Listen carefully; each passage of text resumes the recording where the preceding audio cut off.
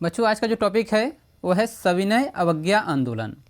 Question पूछा जाता है कि सविनय अवज्ञा आंदोलन कब चलाया गया था, इसके 3 प्रमुख कारणों का उल्लेख कीजिए।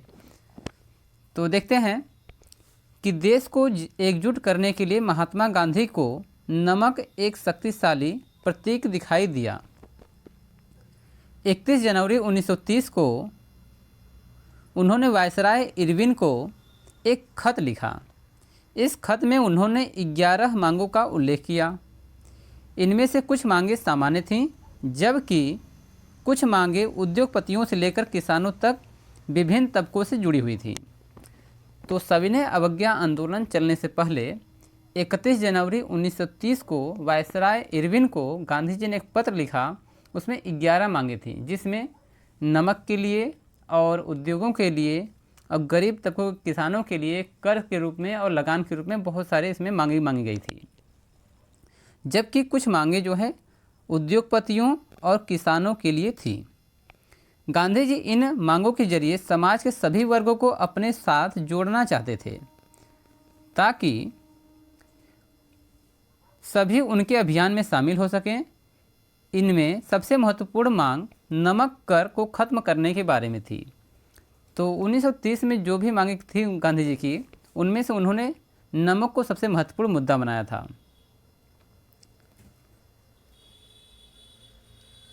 क्योंकि नमक अमीर तथा गरीब दोनों वर्ग इस्तेमाल करते थे, इसलिए नमक पर कर और उसके उत्पादन पर सरकारी इजारेदारी को गांधी जी ने ब्रिटिश शासन का सबसे दमनकारी पहलू बताया था।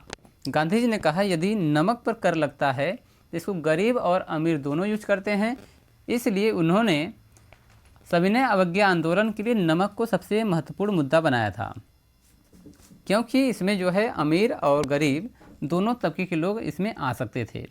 और इन्होंने कहा था कि जो ब्रिटिश शासन है वह गरीबों के ऊपर तथा अमीरों के ऊपर दमनकारी नीति को ला रही है।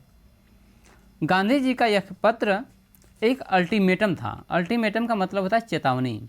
तो गांधी जी ने इस पत्र को चेतावनी के रूप में इरविन को भिजवाया था।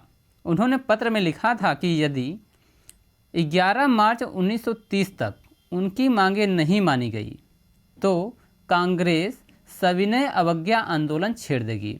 तो पहला नाम यहाँ पर आया है सविनय अवज्ञा आंदोलन। यदि 11 मांगों को नहीं माना गया तो गांधी जी ने कहा था 11 मार्च से हम सविनय अवज्ञा आंदोलन छेड़ देंगे। तब पूछा जाता है कब सविनय अवज्ञा आंदोलन कब स्टार्ट हुआ था, तो हुआ था वह 12 मार्च 1930 को। तो सविनय अवज्ञा आंदोलन का एक डेट है, ठीक है। तो यहाँ पर इरविन झुकने को तैयार नहीं थे। उसमें वायसराय जो यहाँ पर के गवर्नर थे वो इरविन थे। तो इरविन झुकने को तैयार नहीं थे। इनके फलस्वरूप गांधी जी ने 78 विश्वसनीय अनुयायियों को लेकर नमक कानून को तोड़ने के लिए यात्रा शुरू कर दी। और यह यात्रा साबरमती में गांधी जी के आश्रम से 240 किलोमीटर दूर दांडी नामक गुजराती तट, एक समुद्री तटीय कस्बा है, वहाँ पर जाकर ख़त्म करना था। तो यहाँ पर उन्होंने दांडी यात्रा को अपने आश्रम साबरमती से 240 किलोमीटर दूर दांडी नामक स्थान तक जाने के लिए उन्होंने कहा था कि हम यहाँ पर एक मार्च निकालेंगे ताकि नमक कानून तोड़ा जा सके। फिर गांधी जी ने क्या किया कि गांधी जी ने नमक कानून को तोड़ने के लिए वो अपने 78 अनुयायियों के साथ चल देते हैं।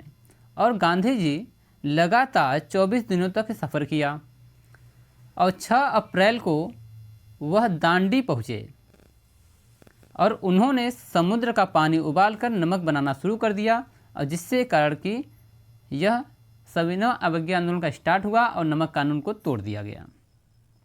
क्योंकि उस समय नमक पर कर लगा हुआ था, आप नमक अपने से बना नहीं सकते थे, तो यहाँ पर नमक कानून तोड़ लिया गया, यानी कि अवज्ञा उनकी कर दी गई थी। अंग्रेज़ों की अवज्ञा यानी कि बातों को न मानना। और उन्होंने कहा था कि लोग अंग्रेज़ों की शांतिपूर्वक, क्योंकि इसके पहले असहयोग आंदोलन लाए थे, तो क्या हुआ था आप जानते हैं, चौरी चौरा कांड जैसा हो गया था। तो उन्होंने कहा था लोग अंग्रेज़ों की शांतिपूर्वक अवज्ञा करें, यानी कि उनकी बातों को न मानें, यानी अंग्रेज़ों का कहा न माना जाए। यहीं से सविनय अवज्ञा आंदोलन शुरू हो गया। यह आंदोलन असहयोग आंदोलन के मुकाबले थोड़ा अलग था। इस आंदोलन के अंतर्गत हजारों जगहों पर नमक कानून तोड़ा गया, यानी कि हजारों जगहों पर नमक लोगों ने बनाना शुरू कर दिया, जिसके कारण कि यह नमक कानून का उल्लंघन हो गया। सरकारी दफ्तरों के सामने प्रदर्शन किए गए, विदेशी कपड़ों का बहिष्कार किया गया तथा शराब की पिकेटिंग की गई, यानी शराब को बंद कर दिया गया। किसानों ने लगान देने से इनकार कर दिया, यानी कि इसी में ही किसानों ने भी अपना जो है इस आंदोलन में भाग लिया। उन्होंने कहा कि हम लगान नहीं देंगे। चौकीदार कर चुकाने से इनकार कर दिए, जो भी कर देते थे चौकीदार वगैरह वो भी उन्होंने देना बंद कर दिया, जिससे कि सविनय अवज्ञा आंदोलन को प्रोत्साहन मिला।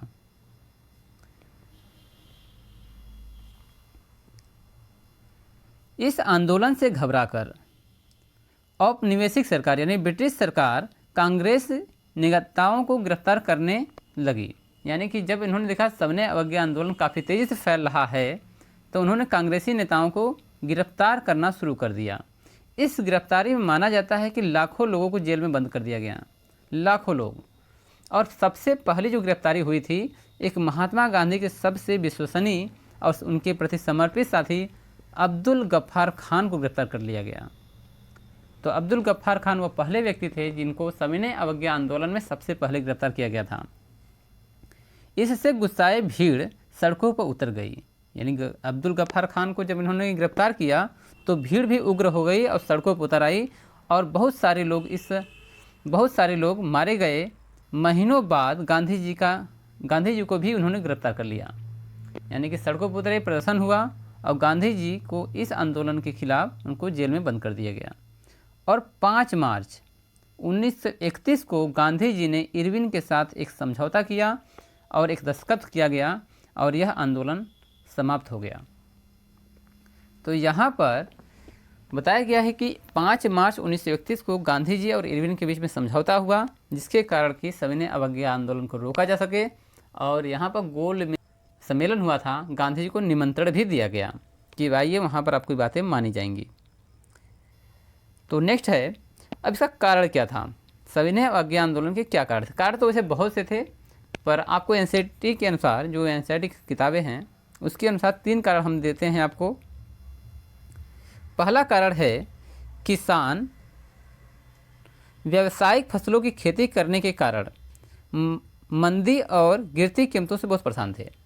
तो पहली बात है कि अंग्रेज़ों ने कहा था कि आप जो है व्यावसायिक कृषि करिए, चाय की खेती करिए और नील की खेती करिए, ये ज़बरदस्ती खेतियाँ करवाते थे, जिसके कारण से उनका दौर मंदी का आ गया और सभी फसलों की जो दाम थे उनमें गिरावट शुरू हो गई, जिसके कारण से किसानों को मुनाफा नहीं मिला और जो भी उनकी जमा पूंजी थी वो भी खत्म हो गई थी। पहला कारण ये है। दूसरा है, सरकार ने लगान में कोई छूट नहीं दी। यदि मंदी का दौर चल रहा है, लोग अपने सामान को बेच नहीं पा रहे हैं, तो छूट न देने से किसान और गरीब जो है परेशान हो गए, जिसके कारण से दूसरा कारण है। और तीसरा कारण है 1929 के महामंदी के कारण उद्योग धंधे सभी चौपट हो गए थे और कहीं भी कोई भी सामान का आवाजाही नहीं हो रहा था मंदी के दौर में, जिससे कि उद्योगों में काम करने वाले कर्मचारियों और मालिकों के बीच भी मतभेद हो गए, क्योंकि उनका वेतन रुक गया और जिसके कारण से यहाँ पर सविनय अवज्ञा आंदोलन को बढ़ावा मिला। तो यहाँ पर जो है आपके सामने जो है 3 कारण हो गए, और भी कारण हैं, ठीक है, परंतु आपको 3 ही यहाँ पर पढ़ने हैं।